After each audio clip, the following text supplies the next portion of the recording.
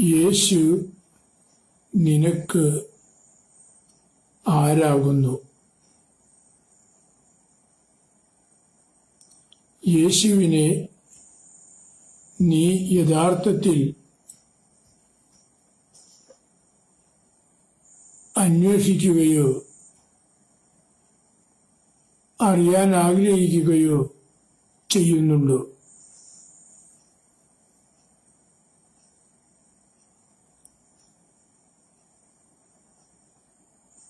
യേശു ദൈവമാണെന്ന് പറഞ്ഞതാണ് യേശുവിനെ യഹൂദർ കൊല്ലുവാൻ ഇടയായത്.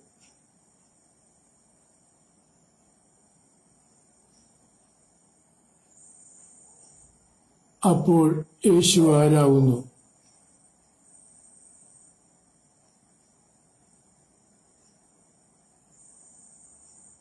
പിതാവിനും പുത്രനും പരിശുദ്ധാത്മാവിനും സ്തുതി. എന്നെ ശ്രവിക്കുന്ന പ്രിയ സഹോദരങ്ങളെ, ഇന്നത്തെ ലോകത്തിന്റെ ഏറ്റവും വലിയ ഒരു ചോദ്യചിഹ്നമാണ് യേശു.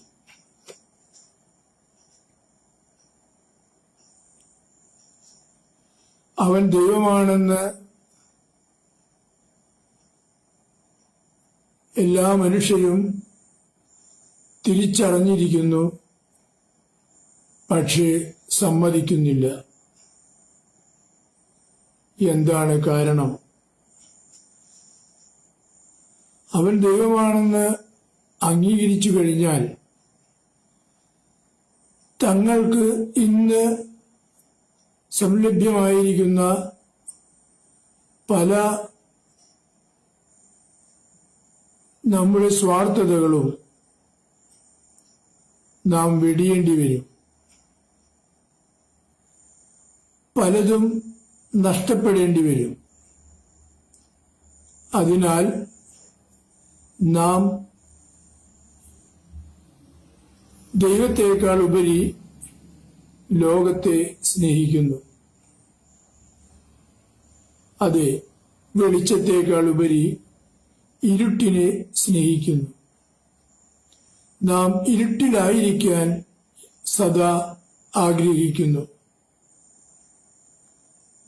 എന്നാൽ ഇരുട്ടിനെയാണ് ഞാൻ സദാ ആഗ്രഹിക്കുന്നതെന്ന് ഒരു വ്യക്തിയും സമ്മതിക്കുകയില്ല. കാരണം അവൻ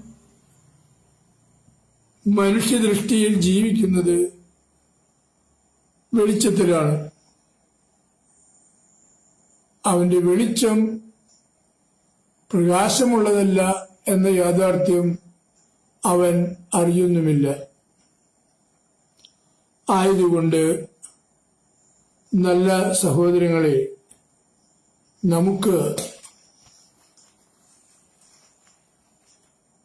എന്താണ് വെളിച്ചമെന്ന് ഒന്ന് ചിന്തിക്കാം.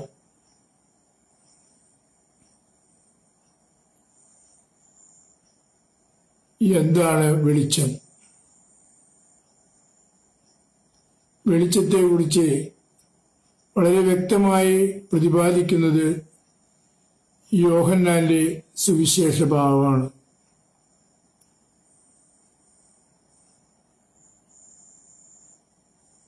വെളിച്ചം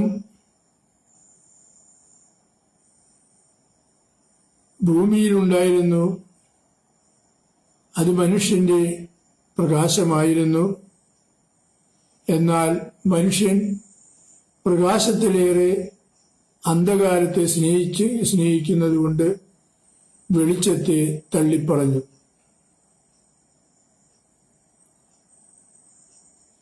ദൈവം അനാദി മുതൽ തെരഞ്ഞെടുത്ത ഇസ്രായേൽ മക്കൾ തിന്മയിൽ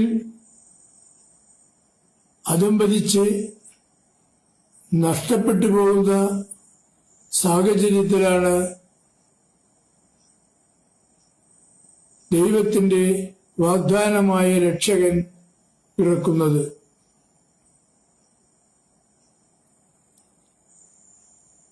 ഈ രക്ഷകനെ അന്നത്തെ ഇസ്രായേൽ ജനം മുഴുവനും പ്രത്യാശയോടെ കാത്തിരുന്നു.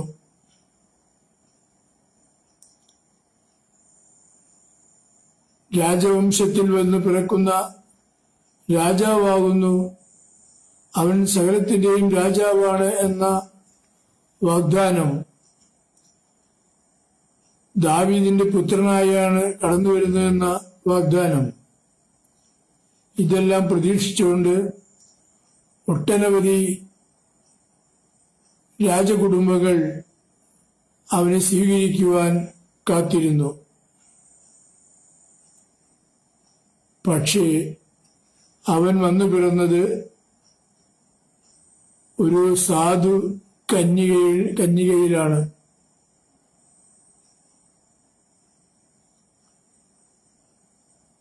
രാജാതിരാജനായവൻ പുൽത്തൊട്ടിയിലാണ് പിറന്നു വീണത്.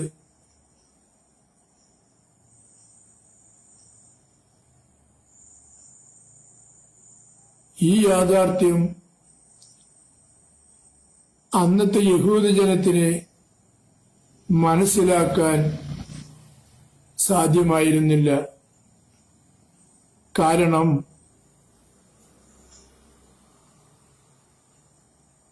വചനം പഠിപ്പിക്കുന്നു, എന്റെ പിതാവിനാൽ വിളിക്കപ്പെടാതെ ആരും എന്നിലേക്ക് വരുന്നില്ല. അതെ, ക്രിസ്തുവിലേക്ക് നാം കടന്നു ചെല്ലണമെങ്കിൽ, ക്രിസ്തുവിനെ നമ്മുടെ രക്ഷകനും നാഥനുമായി നാം സ്വീകരിക്കണമെങ്കിൽ, അവിടുത്തെ പിതാവ് നമ്മളെ ക്ഷണിക്കണം. അവിടുത്തെ പിതാവ് നമ്മളെ അവനിലേക്ക് അവനെ ചൂണ്ടിക്കാണിച്ചു തരണം. പിതാവിനാൽ വിളിക്കപ്പെടാതെ ആരും എന്നിലേക്ക് വരുന്നില്ല എന്ന വചനം മൂലം അന്നത്തെ യഹൂദജനം ക്രിസ്തുവിനെ തിരിച്ചറിഞ്ഞില്ല.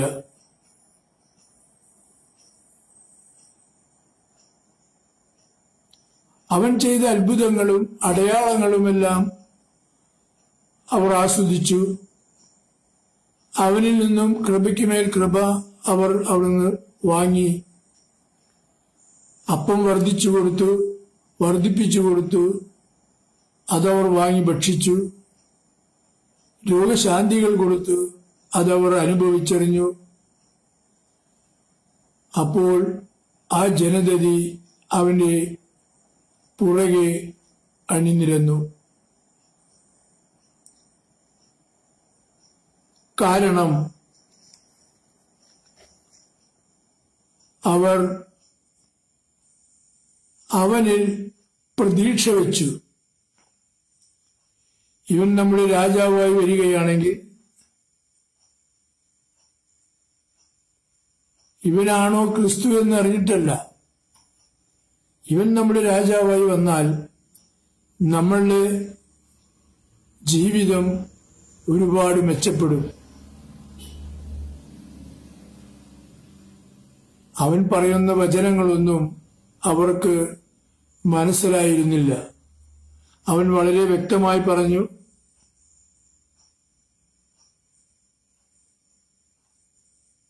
ഞാൻ വന്നിരിക്കുന്നത്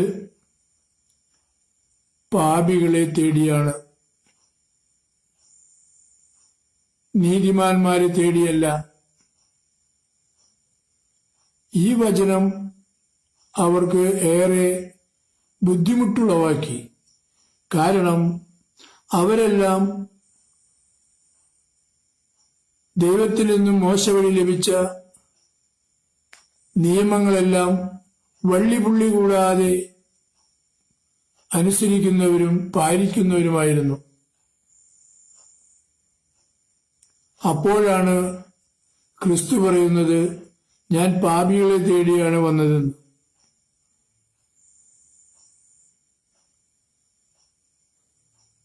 പാപികളെ നീതിമാന്മാരുടെ ഇടയിൽ അന്വേഷിക്കേണ്ട ആവശ്യമില്ലല്ലോ.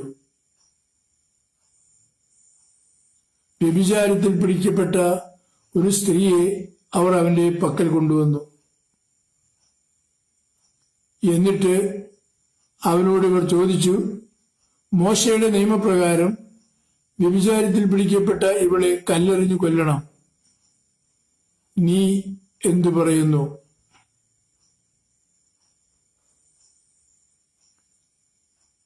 യേശു നിശബ്ദനായിരുന്നു. അവരുടെ സമ്മർദ്ദം കൂടിയപ്പോൾ യേശു അവരുടെ മുഖത്ത് നോക്കി പറഞ്ഞു, നിങ്ങളിൽ പാപം ചെയ്യാത്തവർ ആദ്യം ഇവളെ കല്ലെറിയട്ടെ.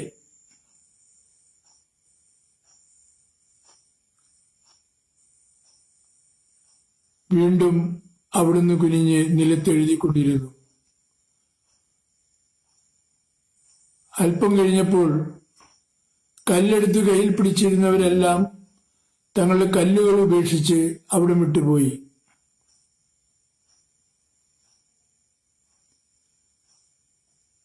അങ്ങനെ അവരെല്ലാവരും പാപികളാണെന്ന് അവൻ സമർത്ഥിച്ചു. പിടിക്കപ്പെട്ട പാപിനിയോട് അവൻ ചോദിച്ചു, മകളെ, നിന്നെ ആരും വിധിച്ചില്ലേ? അവൾ പറഞ്ഞു, ഇല്ല കർത്താവേ. അവൻ അവളോട് പറഞ്ഞു, ഞാനും നിന്നെ വിധിക്കുന്നില്ല. സമാധാനത്തോടെ പോയിക്കൊള്ളുക. മേലിൽ പാപം ചെയ്യരുത്. അതെ, കരുണ സ്രോതസ്സായിരുന്നു.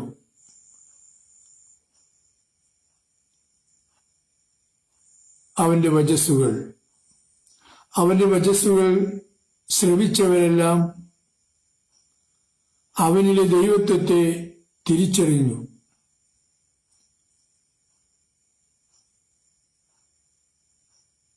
അവന്റെ അത്ഭുതങ്ങൾ രുചിച്ചവരെല്ലാം അവന്റെ ദൈവത്വത്തെ തിരിച്ചറിഞ്ഞു. അവൻ തിരഞ്ഞെടുത്ത 12 അവന്റെ സ്ലീഹന്മാരോട് അവൻ ചോദിച്ചു, നിങ്ങൾ ഞാൻ ആരെന്നാണ് പറയുന്നത്?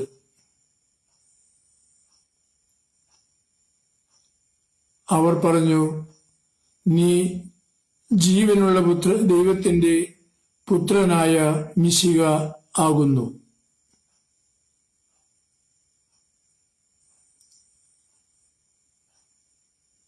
അതെ,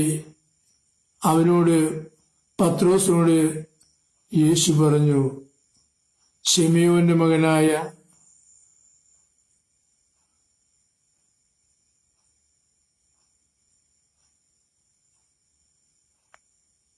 പത്രോസ് എന്ന നാമം അപ്പോഴാണ് ലഭിക്കുന്നത്.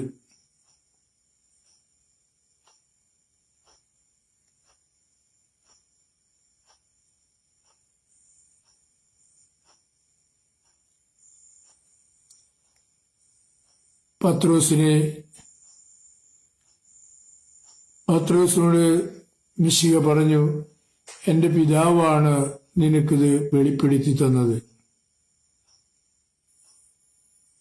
മാംസരക്തങ്ങളല്ല, എന്റെ പിതാവാണ് ഞാൻ മിശിഹയാണെന്ന യാഥാർത്ഥ്യം നിനക്ക് വെളിപ്പെടുത്തി തന്നത്. അതെ, പിതാവിനാൽ വിളിക്കപ്പെടാതെ ആരും തന്നിലേക്ക് വരുന്നില്ല എന്ന് അവിടുന്ന് അരുളി ചെയ്തത് എത്രയോ ശരിയായിരുന്നു.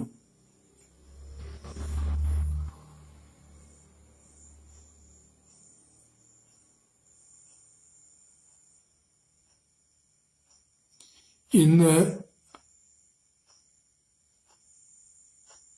ക്രിസ്ത്യാനികൾ ഓരോ ദിവസവും കുറഞ്ഞു വരുന്ന സാഹചര്യമാണ്. കാരണം ഏദൻ തോട്ടത്തിൽ വെച്ച് ആദം ഹവ്വ ദമ്പതികൾക്ക് ദൈവം കൊടുത്ത അനുഗ്രഹമായിരുന്നു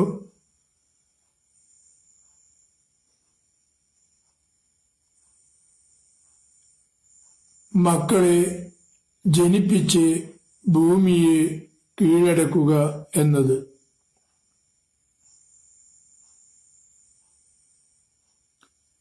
ആ അനുഗ്രഹം വീണ്ടും ഇതാ മക്കളില്ലാത്ത അബ്രഹാമിനെ വിളിച്ച് സംസാരിക്കുമ്പോൾ പുതുക്കുന്നു. വാർദ്ധക്യത്തിലെത്തിയ അബ്രഹാം ഭാര്യയും പ്രായം കഴിഞ്ഞവളാണ്. പക്ഷെ ദൈവം പറയുന്നു, നിന്റെ സന്തതി കടൽ തീരത്തെ മണൽത്തരി പോലെ ഞാൻ വർദ്ധിപ്പിക്കും. അബ്രഹാത്തിന്റെ ഭാര്യ കേട്ടപാടെ ഒന്ന് ചിരിച്ചു. കാരണം ഭാര്യയ്ക്കറിയാം ഇത് നടക്കാത്ത സംഭവമാണ്. ഞാൻ പ്രായാധിക്യം വന്നവളാണ്. എന്റെ ഭർത്താവിനാണ് 90 കഴിഞ്ഞവനാണ്. അപ്പോൾ ദൈവം പറഞ്ഞു, നിന്റെ ഭാര്യ ഞാൻ പറഞ്ഞത് കേട്ട് ചിരിക്കുന്നു. അടുത്ത വർഷം ഞാൻ നിന്നെ കാണാൻ ഇവിടെ വരുമ്പോൾ നിനക്കൊരു മകനുണ്ടായിരിക്കും. അത് പറഞ്ഞ് ദൈവം അബ്രഹാമിനെ വിട്ടുപോകുന്നു. പിന്നത്തെ വർഷം അബ്രഹാമിന് കാണാൻ വന്നപ്പോൾ അബ്രഹാമിനൊരു മകനുണ്ടായിരുന്നു.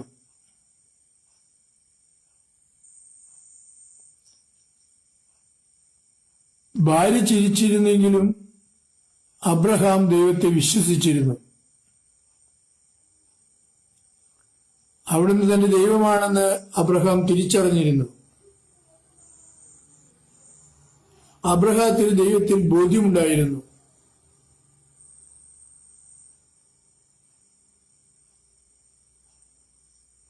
ആ വംശാവലിയാണ് പിന്നീട് ഇസ്രായേൽ ജനമായി രൂപപ്പെട്ടത്.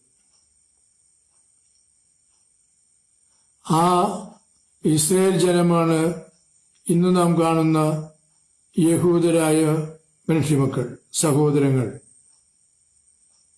പക്ഷെ ഇന്നും അവർ രക്ഷകനെ പ്രതീക്ഷിച്ച് ജീവിക്കുന്നു.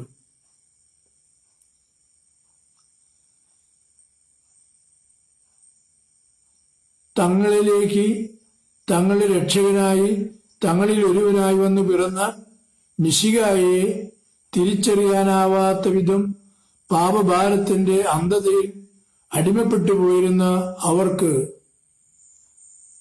ക്രിസ്തുവിനെ തിരിച്ചറിയാനായില്ല. അവർ മോശയുടെ നിയമങ്ങളും പ്രവചന ഗ്രന്ഥങ്ങളും എല്ലാം കാണാപ്പാഠം പഠിച്ചവരായിരുന്നു. വള്ളിപുള്ളി തെറ്റാതെ പഠിച്ചവരായിരുന്നു.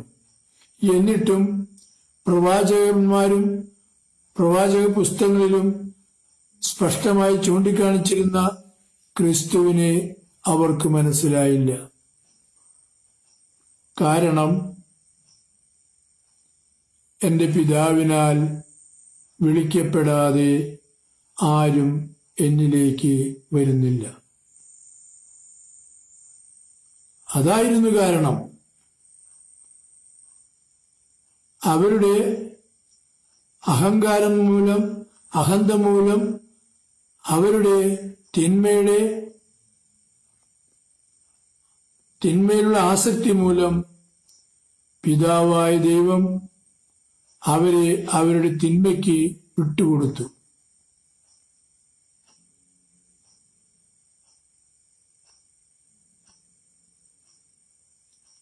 ഫലമോ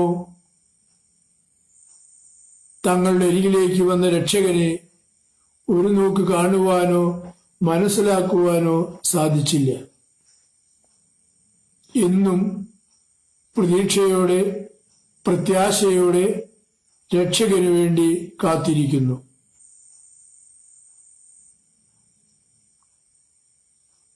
ഇതിൽ പരം വേദനാജനകമായ മറ്റൊരു സന്ദർഭമുണ്ടോ?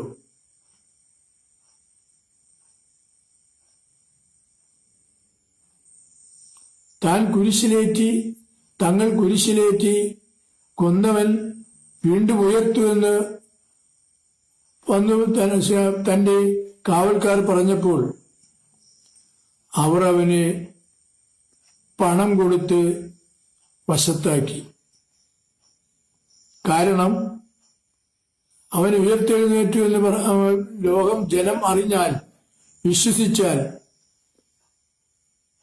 ഇതുവരെ ഉണ്ടായിരുന്നതിനേക്കാൾ അപകടകരമാകും നമ്മുടെ നിലയെന്നവർ ഊഹിച്ചു.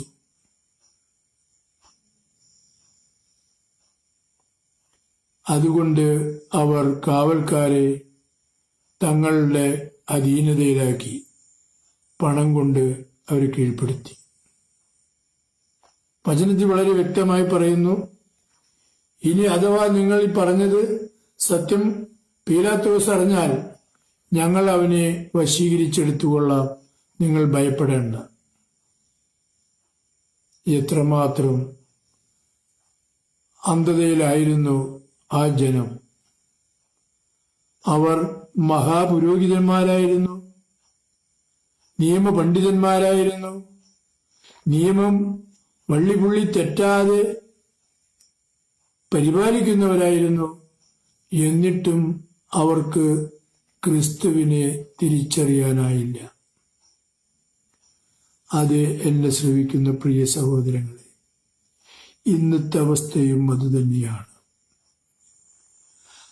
അന്ന് ക്രിസ്തു സ്വർഗത്തിലേക്ക് ആരോഹണം ചെയ്യാൻ നേരം തന്റെ ശിഷ്യരോട് പറഞ്ഞു, എന്നിൽ നിന്നും നിങ്ങൾ ശ്രവിച്ച ഈ സന്ദേശങ്ങൾ, എന്റെ നല്ല സന്ദേശങ്ങൾ ലോകമെങ്ങും പോയി പ്രഘോഷിക്കുവിൻ, എല്ലാ ജനത്തെയും പഠിപ്പിക്കുവിൻ, വിശ്വസിക്കുന്നവരോടുകൂടെ ഞാനുണ്ടായിരിക്കും.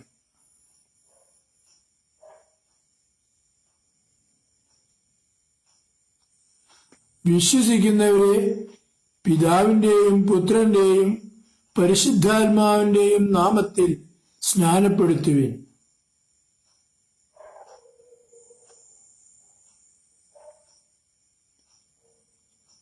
അങ്ങനെ ക്രിസ്തുവിന്റെ ഉത്ഥാനത്തിനു ശേഷം അവിടുന്ന് 40-ാം ദിവസം സ്വർഗാരോഹണം ചെയ്യുന്നു.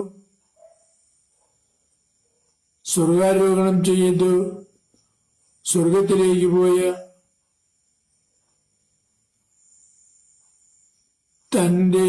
തങ്ങളുടെ ഗുരുവിനെ വേദനയോടെ ഓർത്ത് ഭയവിഹുലരായി ജീവിക്കുന്ന സ്ലീഹന്മാർ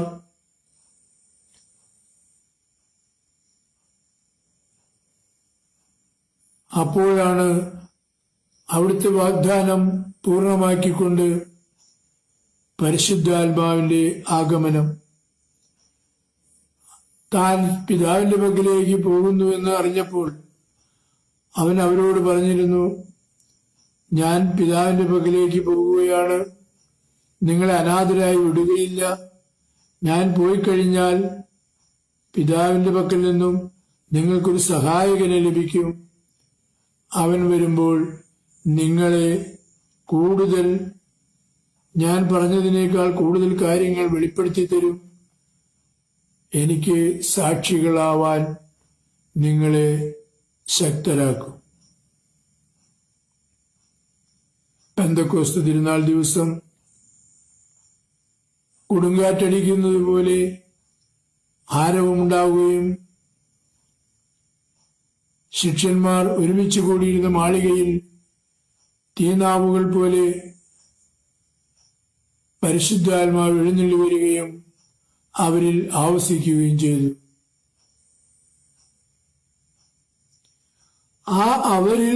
അവരുടെ പ്രസംഗം വഴി ക്രിസ്തുവിൽ വിശ്വസിച്ച ജനതയാണ് ഇന്ന് ലോകമെങ്ങും കാണുന്ന ക്രിസ്ത്യാനി.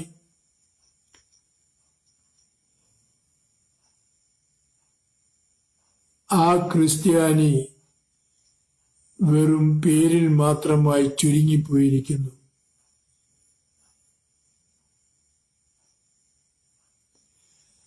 തന്നോട് കൂടെയായിരിക്കുവാൻ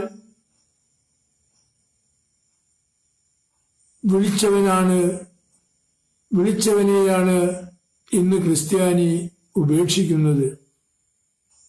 കാരണം അവന്റെ ഈ ലോകത്തോടുള്ള അഭിവാഞ്ച.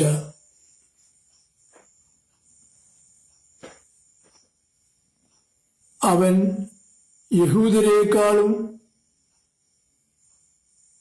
താണുപോയിരിക്കുന്നു.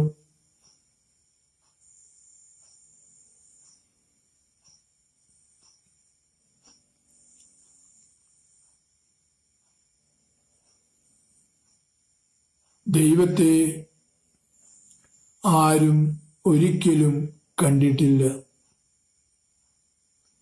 അവിടുത്തെ പുത്രൻ തന്നെയായ ദൈവമാണ് അവിടുത്തെ വെളിപ്പെടുത്തിയത്.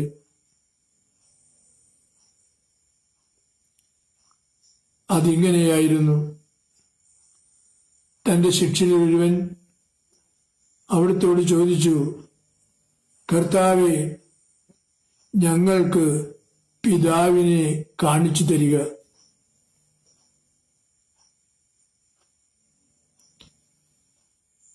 അവിടുന്ന് പീലിപ്പോസിനോട് ചോദിച്ചു, പീലിപ്പോസേ, ഇത്രയും കാലം നീ എന്നോടുകൂടി ആയിരുന്നിട്ടും നീ എന്തുകൊണ്ടാണ് പിതാവിനെ കാണിച്ചു തരിക എന്ന് പറയുന്നത്? ഞാൻ എന്റെ പിതാവിലും പിതാവ് എന്നിലുമാണെന്ന് നീ അറിയുന്നില്ലയോ? വിശ്വസിക്കുന്നില്ലയോ? ഞാൻ പറയുന്ന വചനങ്ങൾ എന്റേതല്ല, എന്നെ അയച്ചെന്റെ പിതാവിൻ്റെതാണ്. പിതാവ് ആഗ്രഹിക്കുന്നതാണ് ഞാൻ പ്രവർത്തിക്കുന്നത്.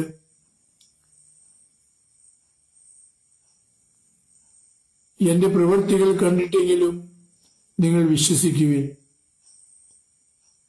അങ്ങനെ അവിടുന്ന് പിതാവ് തന്നിലും താൻ പിതാവിലുമാണെന്ന് ലോകത്തെ ബോധ്യപ്പെടുത്തി.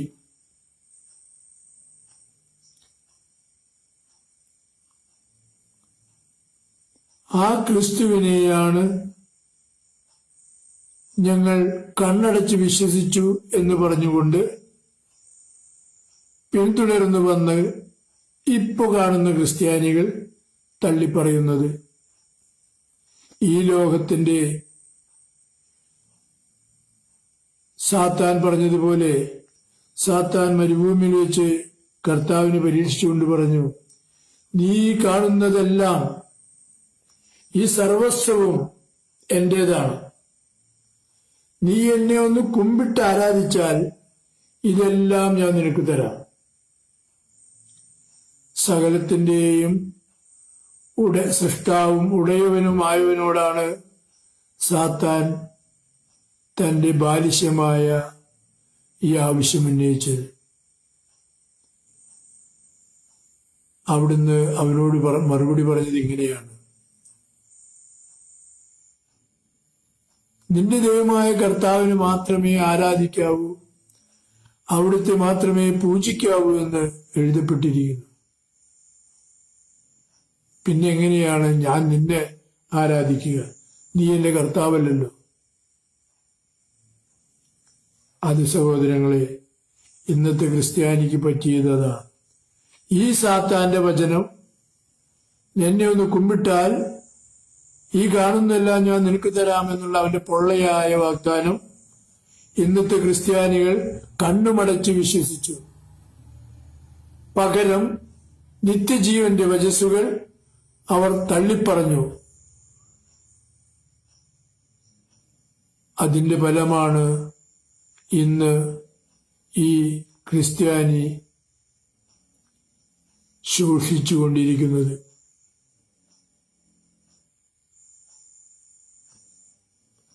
ക്രിസ്ത്യാനിയോട് ദൈവം പറഞ്ഞിരിക്കുന്നത് മക്കൾക്ക് ജന്മം കൊടുത്തുകൊണ്ട് ഭൂമിയെ കീഴടക്കാനാണ്. ക്രിസ്ത്യാനി ദൈവത്തോട് പറയുന്നത്, ഞങ്ങൾ അധികമധികം മക്കളെ ഉൽപ്പാദിപ്പിച്ചു വന്നാൽ ഞങ്ങൾക്ക് വസിക്കാൻ ഭൂമി തികയില്ല എന്നാണ്. ഇവിടെ ജനിച്ച ഒരു മനുഷ്യനും ഒന്നും കൊണ്ടുവന്നിട്ടല്ല ജീവിക്കുന്നത്. എല്ലാവരും ജനിച്ചപ്പോ വെറും കയ്യാലെ വന്ന് മുഷ്ടി ചുരുട്ടി പിടിച്ചാണ് വന്ന്. ആരും ഒന്നും കൊണ്ടുവന്നിട്ടില്ല. ഇക്കാലം എത്രയും ഇവിടെ ജനിച്ചു മരിച്ചുപോയ അനവധിയായ മനുഷ്യർ ഈ ഭൂമിയിൽ ഒരു ദുരിതവും കൂടാതെയാണ് ജീവിച്ചത്. അവർ സന്തോഷഭരിതരായിരുന്നു ജീവിതത്തിൽ. മറ്റു പല വിധത്തിലും വേദനകളും ദുരിതങ്ങളും എല്ലാം അനുഭവിച്ചിരിക്കുക.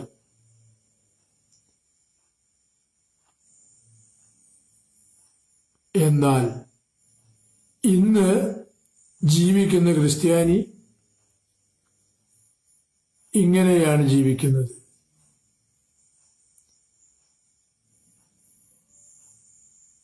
അവൻ ദൈവത്തെക്കാൾ ഉപരി, പ്രകാശത്തെക്കാൾ ഉപരി അന്ധകാരത്തെ സ്നേഹിക്കുന്നു.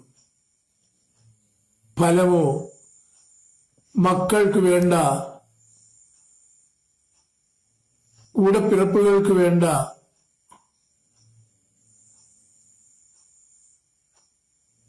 പാഴ്വസ്തുക്കളായി വഴിയിൽ വലിച്ചെറിയപ്പെടുന്നു.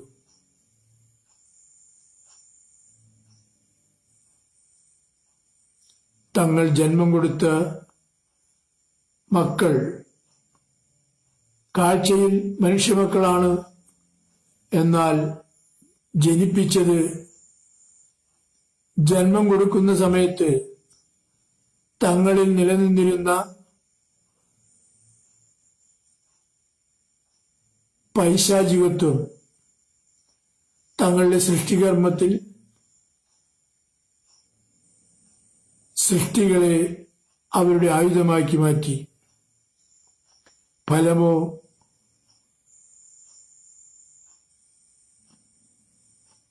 ചില വ്യക്തി സമൂഹങ്ങൾ പറയുന്നത് പോലെ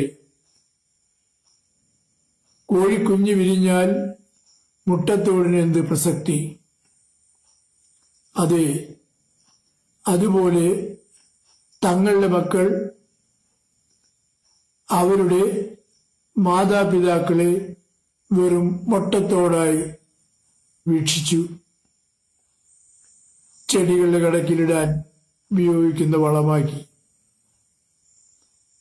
അനാഥാലയങ്ങളും അഗതി മന്ദിരങ്ങളും നിറഞ്ഞു. ഇനി മനുഷ്യൻ ഗ്രഹങ്ങൾ പണിയേണ്ടി വരില്ല, വീടുകൾ പണിയേണ്ടി വരില്ല.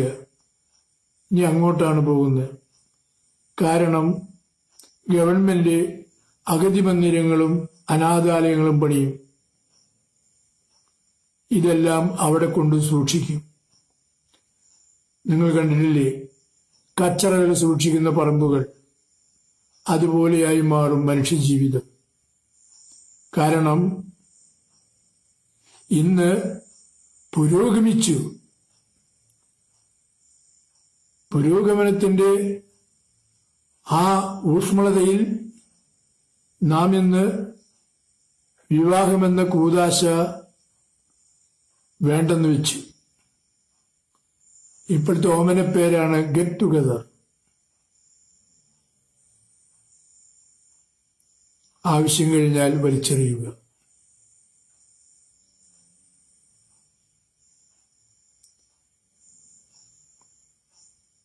സ്ത്രീ പറയും ആവശ്യം കഴിഞ്ഞാൽ വലിച്ചെറിയാം, അപ്പൊ സൃഷ്ടി വേണ്ട. പുരുഷനത് സമ്മതമാണ്. കാരണം ഗർഭം ധരിക്കുന്നത് പുരുഷനല്ലല്ലോ.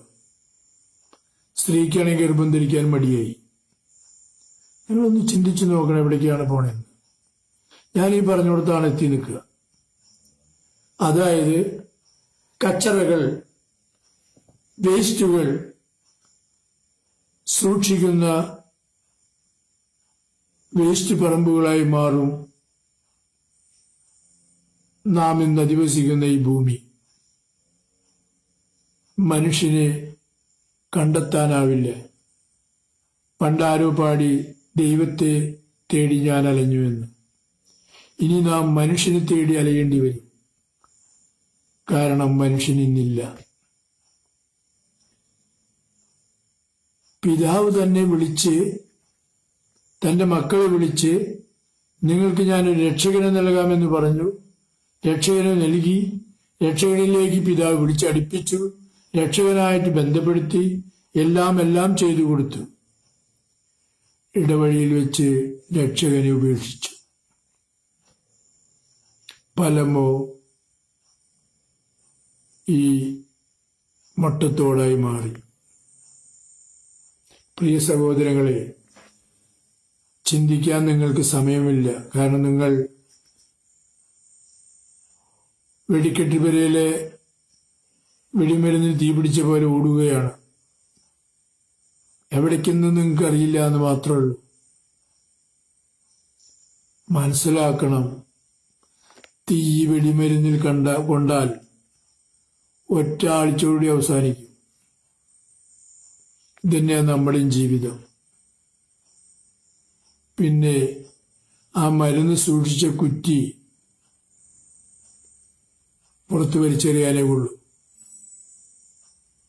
ഈ യാഥാർത്ഥ്യം തിരിച്ചറിഞ്ഞ് ഇനിയെങ്കിലും ദൈവത്തിലേക്ക് മടങ്ങി വരിക. ആരെല്ലാം യേശുവിന്റെ നാമം വിളിച്ച് അപേക്ഷിക്കുന്നുവോ അവരെല്ലാം രക്ഷിക്കപ്പെടുമെന്ന് വിശുദ്ധ ഗ്രന്ഥം വ്യക്തമായി പറഞ്ഞു വയ്ക്കുന്നു. അതെ, അവന്റെ നാമം മാത്രമാണ് മനുഷ്യകുലത്തിന്റെ രക്ഷയ്ക്കായി ആകാശത്തിന് താഴെയും ഭൂമിക്ക് മുകളിലുമായി നൽകപ്പെട്ടിട്ടുള്ളൂ. മറ്റൊരു നാമവും നൽകപ്പെട്ടിട്ടില്ല.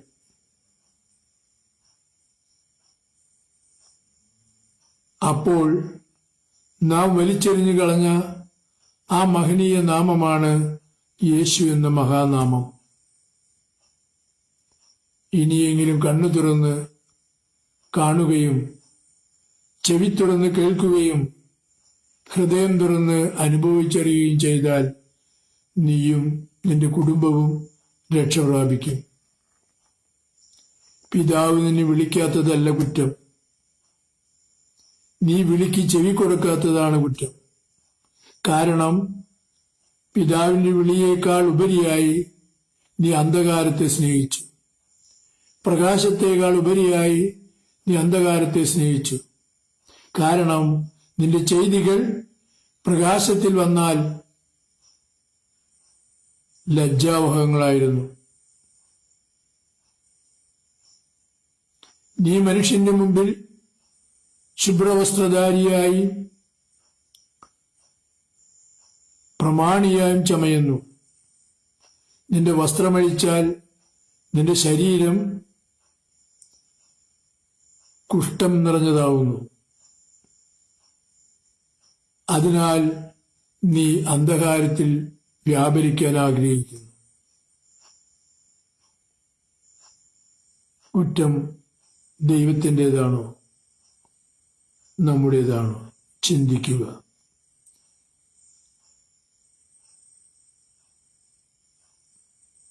നിശബ്ദനായിരുന്ന് നാം കിടക്കുന്ന കിടക്കയിൽ ഉണർന്നിരുന്ന് എല്ലാവരും ഉറങ്ങുമ്പോൾ ഏകനായിരുന്ന് എന്നെ രക്ഷിക്കുന്നൊരു ദൈവമുണ്ടോ എന്ന് അന്വേഷിക്കുക. ചോദിക്കുവിൻ, നിങ്ങൾക്ക് ലഭിക്കും. അന്വേഷിക്കുവിൻ, നിങ്ങൾ കണ്ടെത്തും എന്നാണ് യേശു പ്രഘോഷിച്ചത്.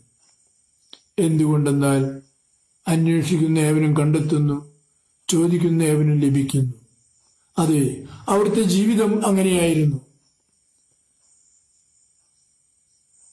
അവർ വന്ന് ചോദിച്ചു, ദാവീദിന്റെ പുത്രനായ യേശുവേ, എനിക്ക് കാഴ്ച വേണം.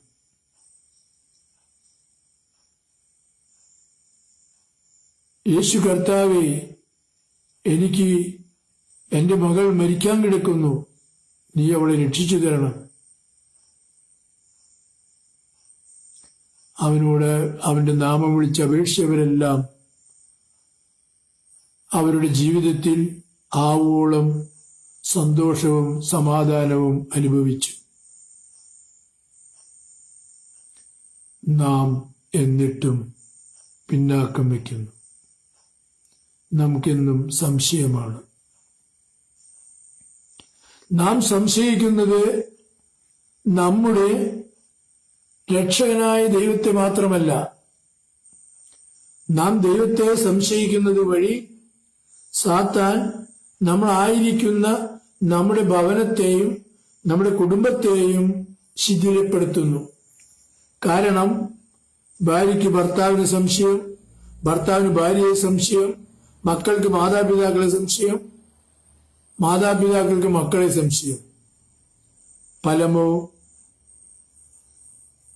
ദൈവത്തിൽ ഒന്നായി ഇരിക്കേണ്ട കുടുംബം സാത്താന്റെ വരവോടെ ശിഥിലിക്കപ്പെട്ട് ചിതറിക്കപ്പെട്ട് താഴ്ത്തി വീണ പളങ്ങുപാത്രം പോലെ ചിന്നിച്ചിതറിപ്പോയിരിക്കുന്നു. കാരണക്കാരനാരാണ്? ദൈവമാണോ?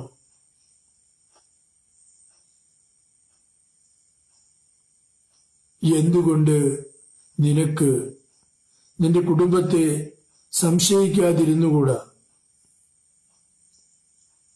നിന്റെ കുടുംബത്തെ നീ സംശയിക്കാതിരിക്കണമെങ്കിൽ നിന്റെ ഉള്ളിലിരിക്കുന്നവരെ പുറത്താക്കണം.